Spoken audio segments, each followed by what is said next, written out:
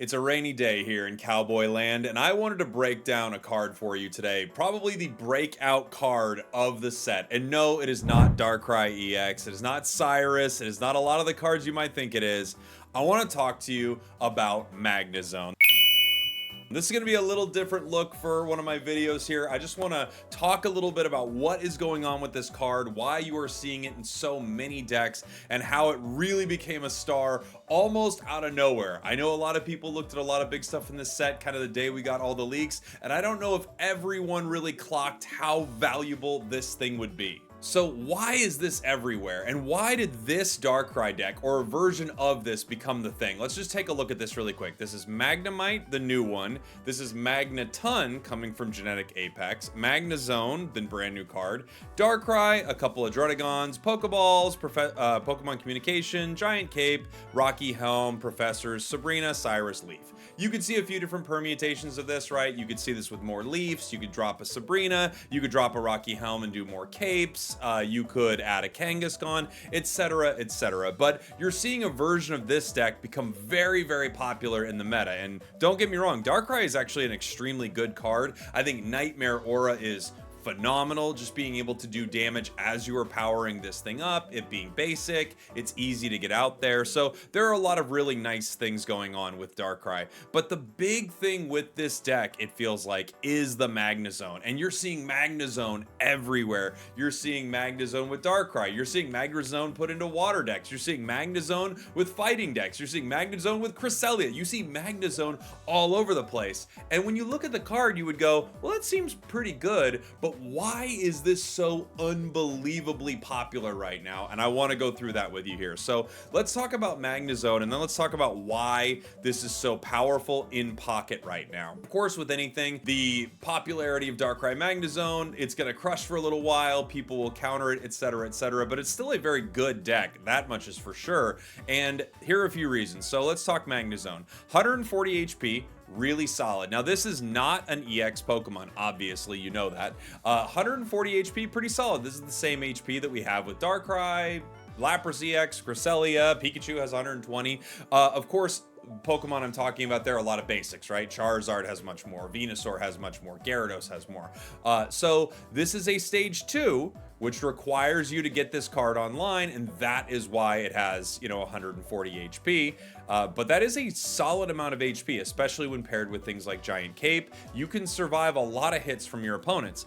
Thunder Blast, 110 damage. This is a really powerful move. 110 damage for 3 energy. You look at Darkrai, it costs 3 energy and it's only doing 80. Mewtwo, you need 4 to do 150. So Magnezone actually has a really powerful burst here, and there is a lot of water that you run into. It's like, I feel like water is...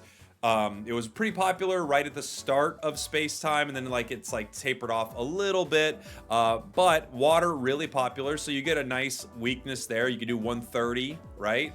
If you've already hit Palkia once, it goes down. If Palkia has been attacked by Nightmare Aura, if Palkia has been hit by revenge damage on a Drud or Rocky Helm or anything like that. So decent damage, not an insane retreat cost. You do have to discard 1 lightning energy, but the thing is, with this setup, the new Magnemite plays with colorless energy, right? To attack for 10, also 1 retreat cost, 60 HP, decent basic card, but your whole thought is probably getting this off the active spot and right back into the back line. You then have Magneton. This is the Genetic Apex Magneton, and this is why this card is so good. It's a stage 1, and you are able to generate lightning energy out of thin air, right? You take it from your energy zone, and you don't need lightning energy in your deck to do this. And using Volt Charge and no other energy, you can charge this card up to attack with Magnezone.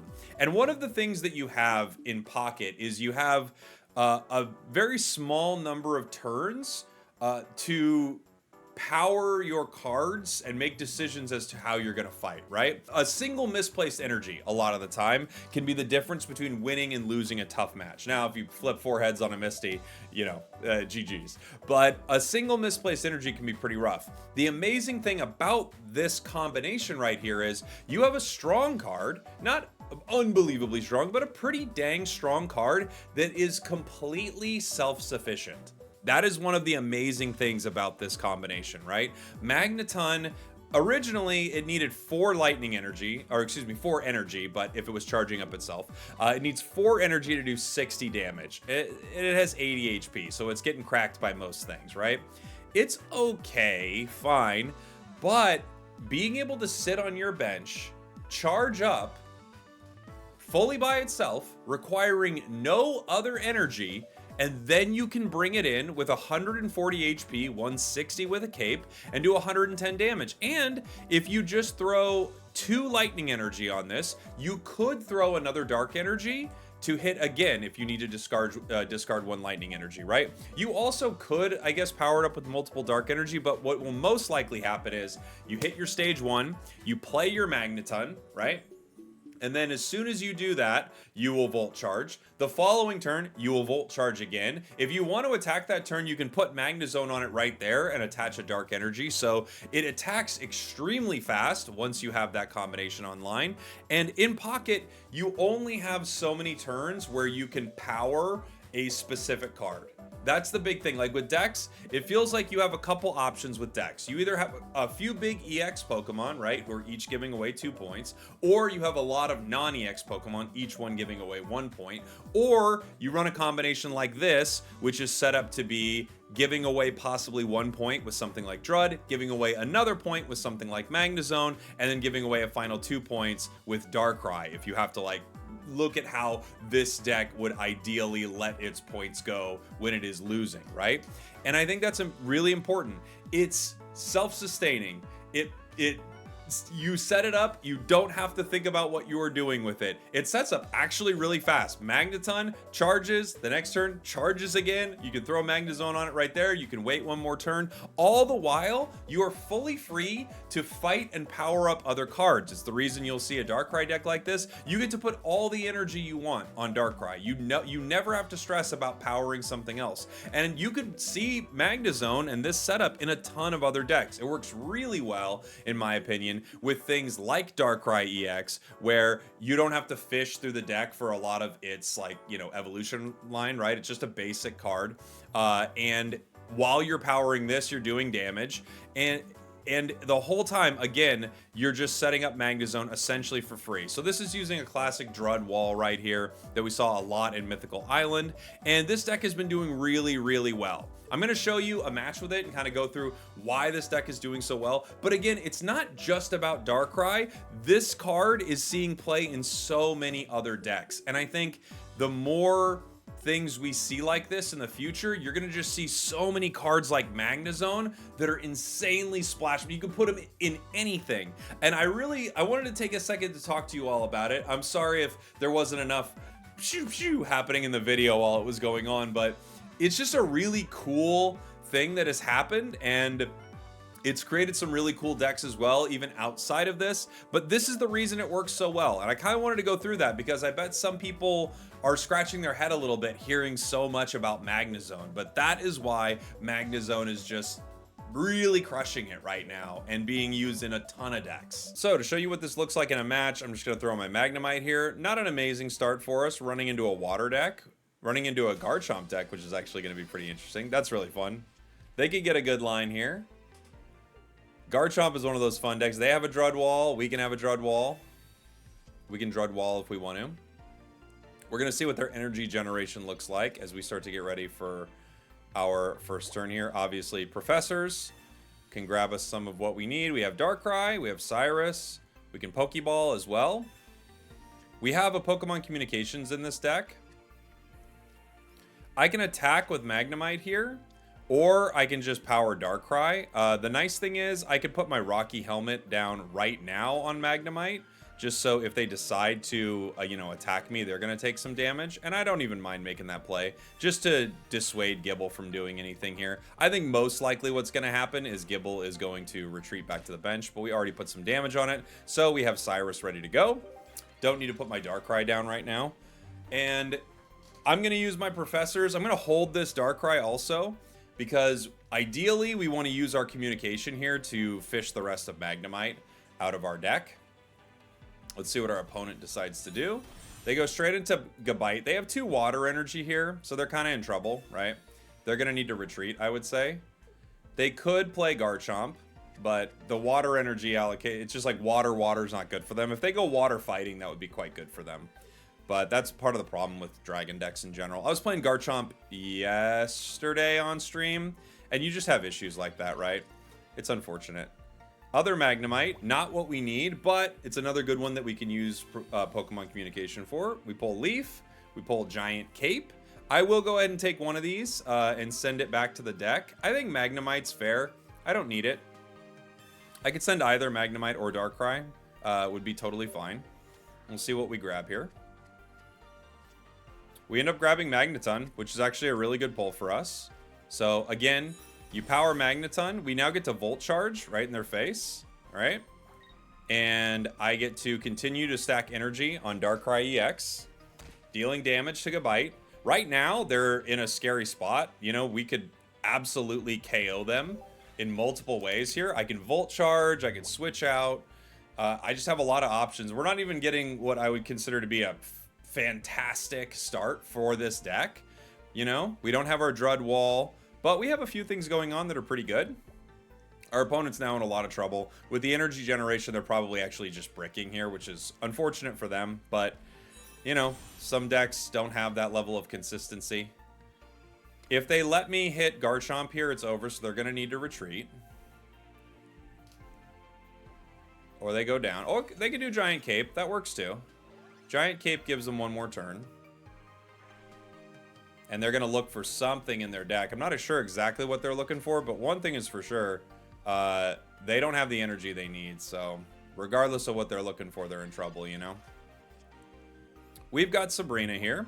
So we can make a lot of different plays at this point. I still could put my energy on Darkrai EX. Just deal damage to this Pokemon here, putting it down to 100. I can Volt Charge this, and now at this point, I can do a lot. I can retreat and do, you know, 80 to this right now, which I think would be fine. I could Leaf it as well and keep the energy on Magnezone, so hey, why not? I'll keep the energy in case I have Magnezone coming out. A free retreat, I could have used my Volt Charge for it too. Either way, I'll go ahead and put the cape on Darkrai, make it a bit of a superhero. We don't have a huge reason for this. This actually protects us if they get Cynthia. That being said, I don't think that's going to be happening. We now get to Cyrus them and KO them here. So it's over for them. They're going to have to retreat this Garchomp, but it's done.